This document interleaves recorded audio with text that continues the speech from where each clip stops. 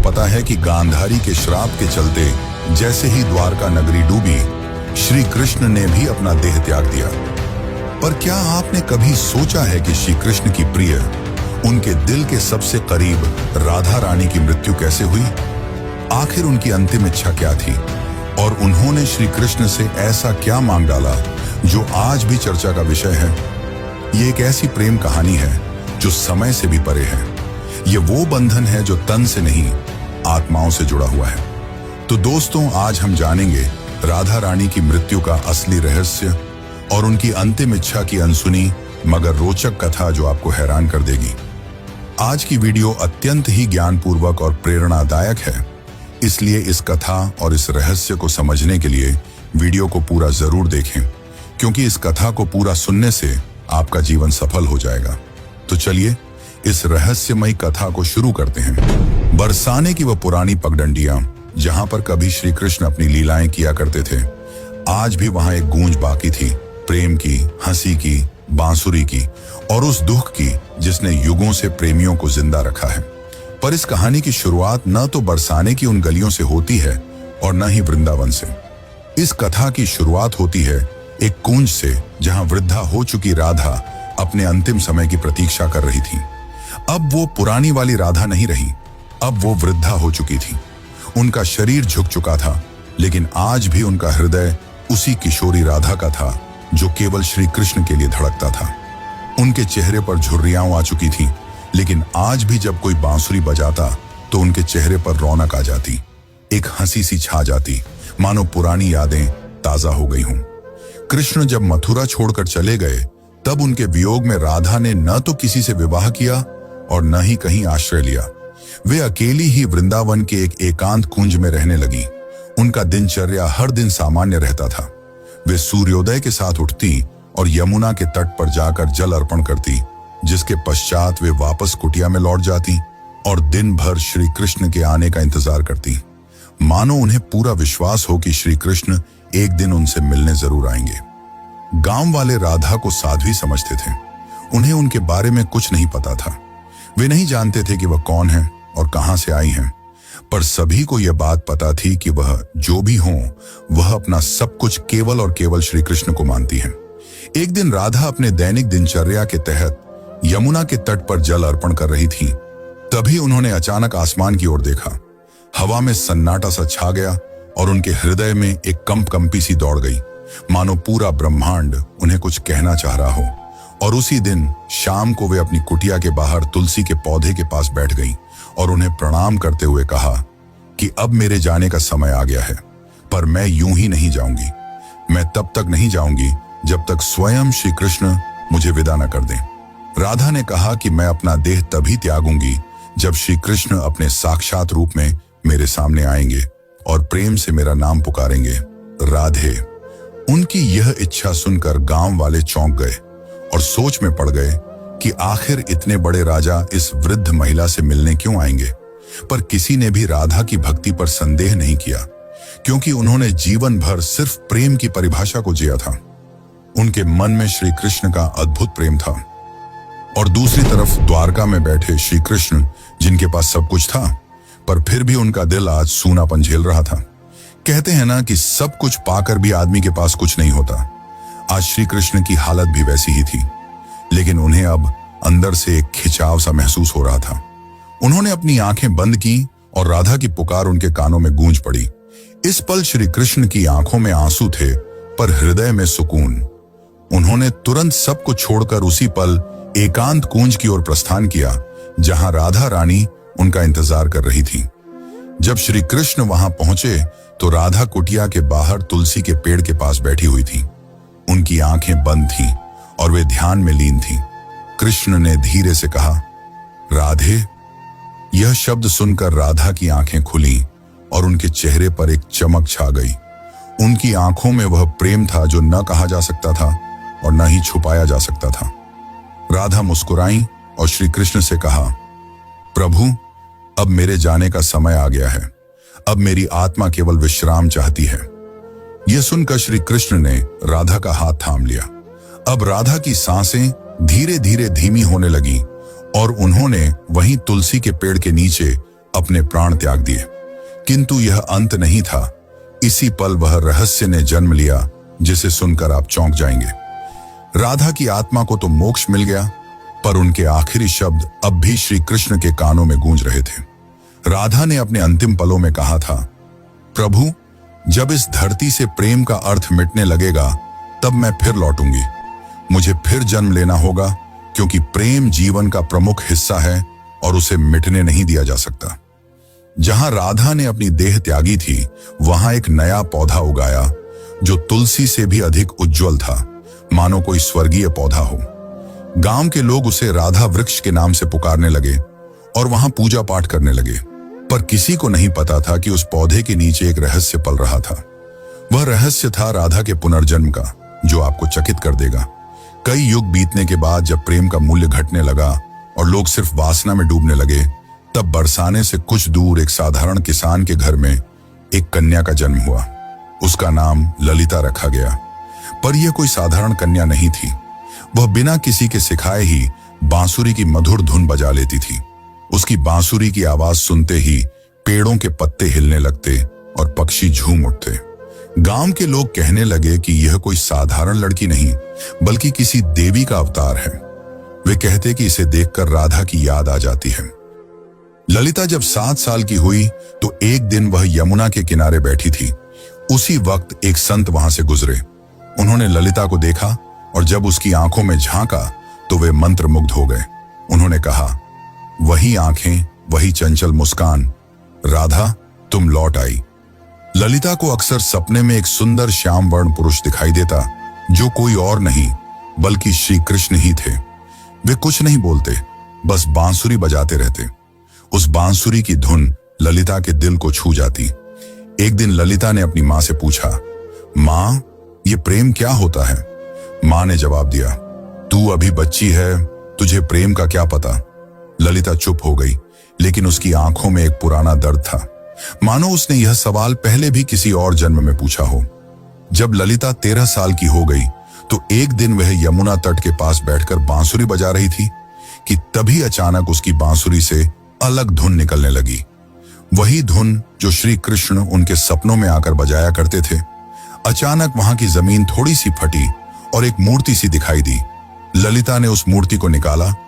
वह मूर्ति एक स्त्री की थी जिसने बांसुरी पकड़ी हुई थी। जैसे ही ललिता ने उस मूर्ति को अपने हाथ में उठाया, उस मूर्ति से एक दिव्य आवाज निकली जिसने कहा, तुम लौट आई राधे। ललिता चौंक गई। आखिर यह कौन थी और क्यों उसका नाम राधे पुकारा जा रहा था? तो चलिए जानते अब आगे की कथा, जो और भी रोमांचक और रहस्यमयी है। लेकिन उससे पहले अगर वीडियो अच्छी लग रही हो तो इसे लाइक करके कमेंट में राधे कृष्ण जरूर लिखें। उस दिन के बाद ललिता का व्यवहार बदलता जा रहा था। अब वह गहराइयों में सोचने लगी थी। वो जानना चाहती थी कि वह कौन है और उसका जन्म क्यों हुआ है। आखिर क्यों उसे प्रेम और कृष्ण जैसे शब्द इतना आकर्षित करते हैं। उसी दौरान एक संत हिमालय से कई वर्षों की तपस्या कर बरसाने लौट रहे थे। जब उन्होंने ललिता को देखा तो वे स्तंभ रह गए। वह बोले, युगों पहले मैंने यही आंखें राधा की देखी थी। कन्या, तुम इस युग की नहीं हो, तुम्हारा जन्म किसी उद्देश्य से हुआ है। ललिता ने पूछा, कौन सा उद्देश्य? तब उस तपस्वी संत ने अपनी आंखें बंद कर जवाब दिया, अभी के युग में प्रेम केवल एक शब्द बनकर रह गया है। तुम्हें उसे फिर से जीवन बनाना है। अब बरसाने की गलियों में एक नई कथा जन्म लेने वाली थी।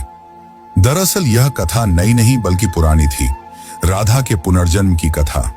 अब ललिता किशोर अवस्था में पहुंच चुकी थी। अब उनके मन में विचित्र सी बेचैनी थी, मानो कोई उन्हें पुकार रहा हो। रातों में ललिता यमुना के तट पर अकेले बैठती और उस अज्ञात पुरुष की कल्पना करती जो उन्हें सपनों में दिखाई दिया करते थे। एक दिन ललिता ने अपनी मां से पूछा, मां, क्या प्रेम बिना कहे भी हो सकता है? तब उनकी मां ने जवाब दिया, बेटी, सच्चा प्रेम तो वही होता है जो कुछ कहे बिना ही हो जाए। पर ललिता तो कुछ और ही सोच रही थी। उसका हृदय उस व्यक्ति के लिए धड़क रहा था जिससे वो कभी मिली भी नहीं थी। एक दिन उस स्वामी ने ललिता को अपने आश्रम में बुलाया और कहा, राधे, अब समय आ गया है। कृष्ण इस युग में जन्म ले चुके हैं। पर इस युग में उन्होंने एक ब्राह्मण के रूप में जन्म लिया है और तुम्हें उन्हें ढूंढना पड़ेगा। यह सुनकर ललिता खुशी के मारे झूमने लगी, क्योंकि जिस पल का उसे इंतजार था वो आने वाला था। पर एक समस्या थी, ललिता श्री कृष्ण को पहचानेंगी कैसे? तब उस संत ने कहा, जब वे तुम्हारे सामने आएंगे तो तुम खुद ही उसे पहचान लोगी। पर ध्यान रखना, इस बार परीक्षा और भी ज्यादा कठिन होगी, क्योंकि अब युग बदल चुका है। अब तुम्हारा प्रेम व्यक्तिगत नहीं रहा, बल्कि अब तुम्हें लोगों और समाज का सामना करते हुए पूरे संसार को प्रेम का अर्थ समझाना होगा। अब श्री कृष्ण पुनर्जन्म ले चुके थे और एक नव युवक साधु के रूप में थे, जिनका नाम अनंतानंद था, जो लोगों को उपदेश दिया करते थे। पर कोई नहीं जानता था कि असल में अनंतानंद हैं कौन। वे जब प्रवचन देते तो प्रेम की ऐसी वाणी बोलते कि लोग रो पड़ते थे। वे कहते थे, प्रेम केवल शरीर का नहीं बल्कि आत्मा का संबंध है। प्रेम का अर्थ ही है त्याग और समर्पण। पर अंदर से वे भी अधूरा सा महसूस करते थे। वे भी हर रात यमुना के तट पर जाकर बैठ जाते और उस अज्ञात स्त्री के स्वप्न में खो जाते। अब एक दिन संत के आदेशानुसार ललिता अपने माता पिता को प्रणाम कर अकेले ही अपने उस अज्ञात प्रेम की तलाश में निकल पड़ी। उनके हाथ में केवल एक छोटी सी बांसुरी थी और मन में दृढ़ निश्चय। वे गांव गांव घूमती, कभी कथा सुनती तो कभी कई साधुओं से मिलती, इस उम्मीद में कि उसे उसका प्रेम मिल जाए। पर किसी साधु में वह तेज नहीं था जिसकी तलाश ललिता को थी। एक दिन उसे एक वृद्ध महिला मिली, जिसने उससे पूछा, बेटी, तुम इधर उधर क्यों भटक रही हो? तब ललिता ने कहा, मुझे किसी की तलाश है। उस वृद्ध महिला ने ललिता में राधा सा तेज देखा और उसे सुझाव दिया, बेटी, तुम अपनी यह बांसुरी बजाओ। जो तुम्हारे लिए बना होगा वह स्वयं ही धुन सुनकर तुम्हारे पास खींचा चला आएगा। जिसके पश्चात ललिता ने ऊंची पहाड़ी पर चढ़कर अपनी बांसुरी बजाई और ठीक उसी पल उससे कई मील दूर अनंतानंद की आंखें भर आईं। ललिता अब तक 8 गांव पार कर चुकी थी। हर गांव में वह अपनी बांसुरी बजाती, मगर अब तक उसे वह नहीं मिल पाया था जिसकी उसे तलाश थी। ललिता को अनंतानंद के आसपास होने का एहसास होता, मगर वह उसे ढूंढ नहीं पा रही थी। अब वह थक चुकी थी, जिसके बाद उसने प्रण लिया कि यदि अगली पूर्णिमा की रात तक उसे वह नहीं मिला तो वह यमुना में कूदकर अपनी जान दे देगी। उस दिन आखिरी बार ललिता ने बांसुरी बजाई।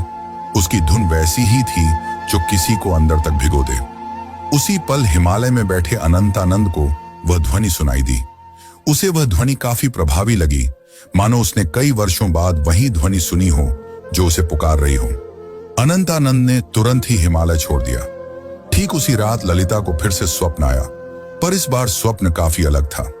इस बार श्री कृष्ण और राधा यमुना के तट पर बैठे थे और राधा श्री कृष्ण से पूछ रही थी, प्रभु, क्या इस बार भी मेरी प्रेम कहानी अधूरी रह जाएगी? कृष्ण ने कहा, नहीं राधे, इस बार संसार को तुम्हारे प्रेम की पूर्णता दिखाई देगी। इतना कहते ही ललिता का स्वप्न टूट गया। ललिता के मन में एक नई उम्मीद जाग उठी थी। अब वह उस जगह पहुंची जहां अनंतानंद पहुंचने वाले थे, वृंदाधाम। यह कोई आम स्थान नहीं थी।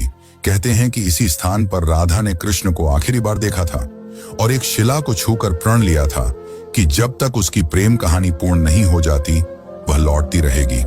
उस समय वृंदाधाम में एक कथा हो रही थी और उस कथा के वाचक कोई और नहीं बल्कि स्वयं अनंतानंद थे।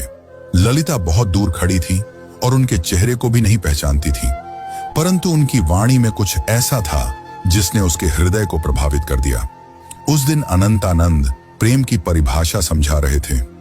प्रेम वह नहीं जो आपके पास होता है और आपके साथ जीता है।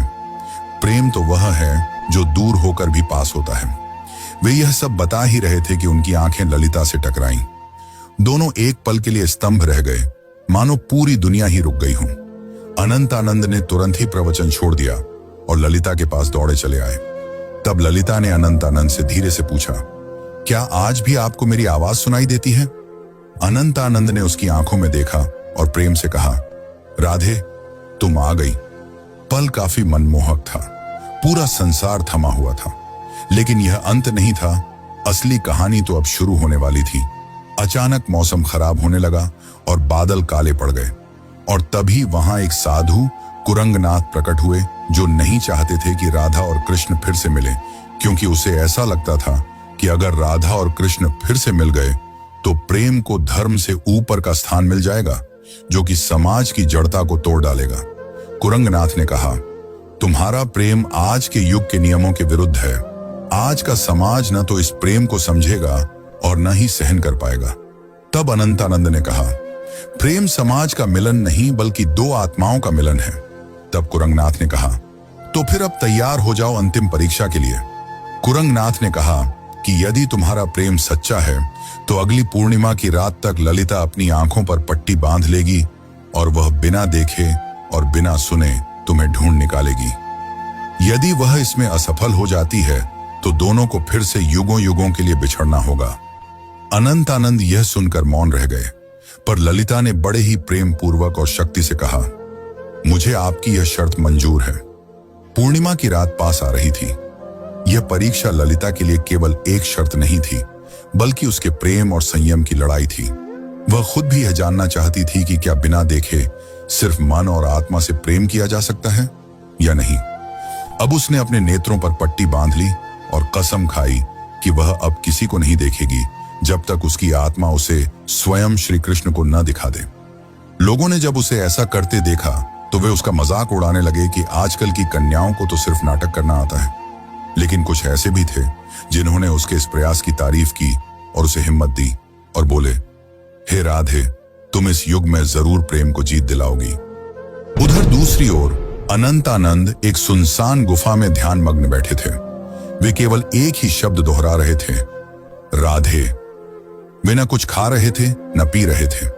उनके शिष्य इस दृश्य को देखकर घबरा गए और बोले, गुरुदेव, यदि ऐसे ही चलता रहा तो आप जीवित नहीं बचेंगे। तब अनंतानंद ने मुस्कुराते हुए उत्तर दिया, मेरे प्राण तो केवल राधे में बसते हैं। इतना कहकर उन्होंने अपने शिष्यों को आदेश दिया कि यदि ललिता उनके बारे में पूछे तो उसे न उनका चेहरा बताया जाए, न ही उस स्थान का पता दिया जाए जहां वे ध्यान कर रहे हैं। वे भी जानना चाहते थे कि क्या इस युग में भी राधा केवल अपनी आत्मा की पुकार से उन्हें ढूंढ पाएगी। इधर ललिता अपनी आंखों पर पट्टी बांधे गांव-गांव भटक रही थी। वह अनेक साधुओं से मिलती और पूछती, क्या आप अनंतानंद हैं? पर उसे कुछ हासिल नहीं हो रहा था। कुछ साधुओं ने तो यहां तक झूठ बोलने की कोशिश की कि मैं ही अनंतानंद हूं, पर ललिता का हृदय उन्हें पहचान जाता। उनकी आवाज में वह माधुर्य नहीं था, न ही वह तेज था जो केवल आत्मा से पहचाना जा सकता था। एक बार एक साधु उनके पास आया जिसमें गजब का तेज था और जिसकी वाणी अत्यंत मधुर थी। उसने ललिता से कहा, मैं ही अनंतानंद हूं। यह सुनकर ललिता एक पल के लिए डगमगा गई, पर तुरंत ही उसे एहसास हो गया और उसने उस साधु से कहा, आप में तेज तो काफी है, पर आप वह आत्मा नहीं है जिसकी मुझे तलाश है। उसी क्षण उस साधु ने अपना भेष बदल लिया। दरअसल वह कुरंगनाथ ही था जिसने भ्रम फैलाने के लिए ऐसा किया था। अब कुरंगनाथ ने क्रोध में कहा, तू अब तक नहीं टूटी? आखिर किस प्रेम की बात करती है तू? इतना सुनकर ललिता ने कहा, मेरा प्रेम इस युग के बंधनों से मुक्त है, जिसे शब्दों में समझाना असंभव है। इतना सुनकर कुरंगनाथ वहां से चला गया। अब ललिता उस गुफा के पास पहुंच चुकी थी जहां अनंतानंद ध्यान मग्न थे। ललिता धीरे धीरे गुफा के अंदर गई और अंत में उसे वहां किसी के होने का आभास हुआ, जिससे दिव्य तेज निकल रहा था। ललिता ने उन्हें पहचान लिया और उनके पास जाकर अपनी बांसुरी उनके पैरों में रख दी और कहा, मैं आपको देख नहीं सकती, पर मेरा हृदय काफी जोर से धड़क रहा है। क्या आप वही हैं जिनकी मुझे तलाश है? अनंतानंद ने बांसुरी उठाई और उसे बजाया, वही धुन जो ललिता को यमुना तट और अपने सपनों में सुनाई देती थी। फिर अनंतानंद ने उसकी पट्टी खोली और कहा, राधे, इस बार भी तुमने मुझे तन से नहीं, केवल अपने मन और आत्मा से पहचान लिया। वे दोनों रो पड़े। उनकी आंखों में कई सालों की थकान थी जो अब मिट रही थी। तभी वहां एक साधु आए और उन्होंने कहा, राधा और कृष्ण, तुम्हारा प्रेम संपूर्ण तभी माना जाएगा जब यह समाज इसे स्वीकार करेगा। जब इस समाज के सामने तुम्हारा प्रेम सत्य और पवित्र सिद्ध हो जाएगा, तभी तुम्हारा मिलन सफल होगा। राधा ने कहा, प्रेम तो किसी समाज के बंधन से मुक्त होता है, उसे किसी के प्रमाण की जरूरत नहीं। लेकिन तभी अनंतानंद ने उसे समझाते हुए कहा, राधे, अब युग बदल गया है। अब यह समाज प्रेम की परिभाषा भूल चुका है। इतना कहकर अनंतानंद ने उस साधु से पूछा, आप ही बताइए कि हमें क्या करना होगा। उस साधु ने कहा, तुम्हें इस राज्य की राजसभा में सभी के सामने अपने प्रेम को स्वीकारना होगा। तुम्हें वहां राजा, पंडित और प्रजा सभी को यह बतलाना होगा कि एक ब्रह्मचर्य साधु और एक साध्वी भी प्रेम के बंधन में बंध कर धर्म के मार्ग पर चल सकते हैं। अगले दिन वे दोनों राजसभा में उपस्थित हुए। राजा ने कहा, हम यह क्या सुन रहे हैं कि एक साधु ने ब्रह्मचर्य को तोड़ा है। इतना सुनकर अनंतानंद ने उत्तर दिया, महाराज, मैंने कोई नियम नहीं तोड़ा, मैंने तो केवल अपने प्रेम को अपनाया है। तब अनंतानंद ने प्रेम को समझाते हुए कहा, प्रेम कोई काम वासना नहीं है, प्रेम तो आत्मा का मिलन है। जब आज से कई युग पहले राधा और कृष्ण ने प्रेम किया था, तब भी समाज ने यही कहा था, और जब वे जीवन भर समाज के कारण एक दूसरे से अलग रहे, फिर भी समाज चुप रहा। इतना कहते ही ललिता भी आगे बढ़कर बोली, मैंने केवल इन्हें तन से नहीं चाहा, बल्कि मन से भी चाहा है, और अपने प्रेम को साबित करने के लिए मैंने कड़ी परीक्षा भी दी है। और इसी दौरान ललिता ने कुरंगनाथ की वह कठिन परीक्षा के बारे में सबको बताया। इतना सुनकर राजा और सभा मौन रह गए। को राजा के फैसले का इंतजार था। राजा ने कहा, जब मैं छोटा था तब मेरी माँ मुझे राधा और कृष्ण की अमर प्रेम कहानी सुनाया करती थी, और जब मैं उनसे पूछता कि आखिर उन्होंने विवाह क्यों नहीं किया, तो मेरी माता चुप रह जाती। आज जाकर मुझे यह बात समझ में आ रही है कि विवाह तो समाज का नियम है, पर प्रेम आत्मा का।